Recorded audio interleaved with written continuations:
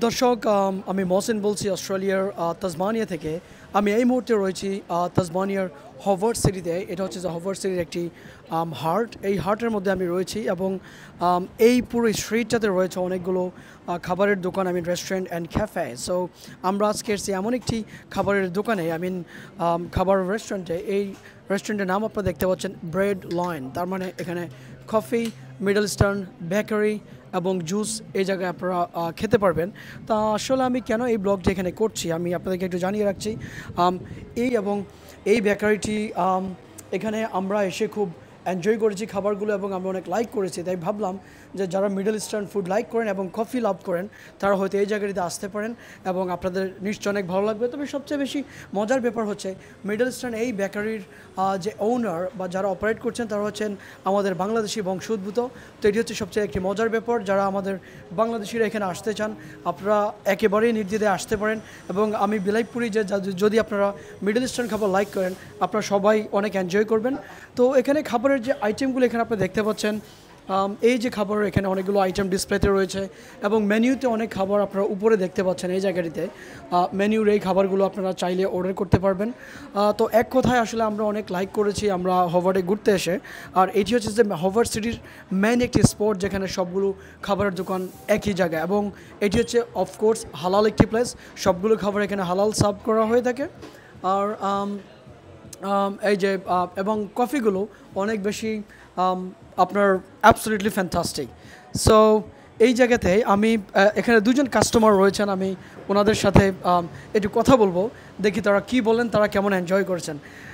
Hello, this is Mohsin. I'm from Sydney. How are you? Yeah, good, thank you. Good, thank you. That's very good. And what's your name? Joy? Joy. Okay. So are you guys here to enjoy the coffee and the food?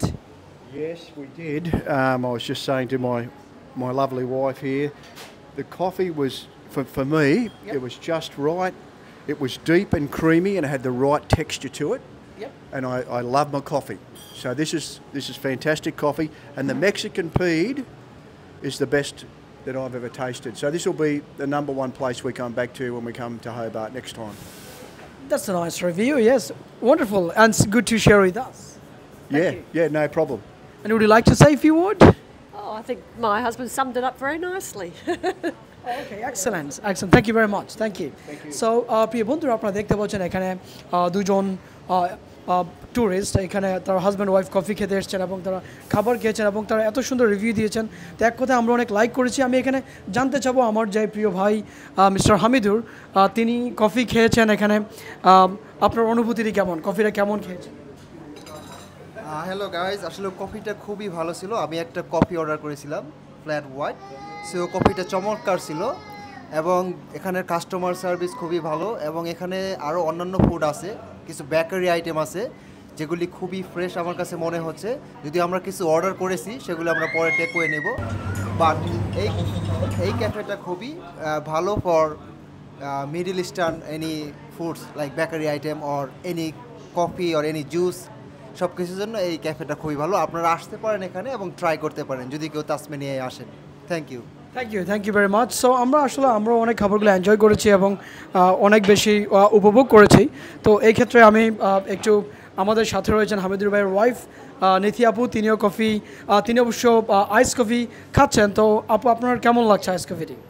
আজকের ওয়েদারটা একটু Sunny, so এই জন্য আমি কফিটা order করেছি। I am feeling better now. Thank you very much. So প্রিয় বন্ধুরা, এইভাবে আমরা খাবারগুলো অনেক এনজয় করেছি এবং জায়গাটি আবার বলছি হালাল। এবং এই জায়গাটির নাম হচ্ছে এই শপটির নাম হচ্ছে ব্রেড লয়েন। সো ব্রেড লয়েন কফি।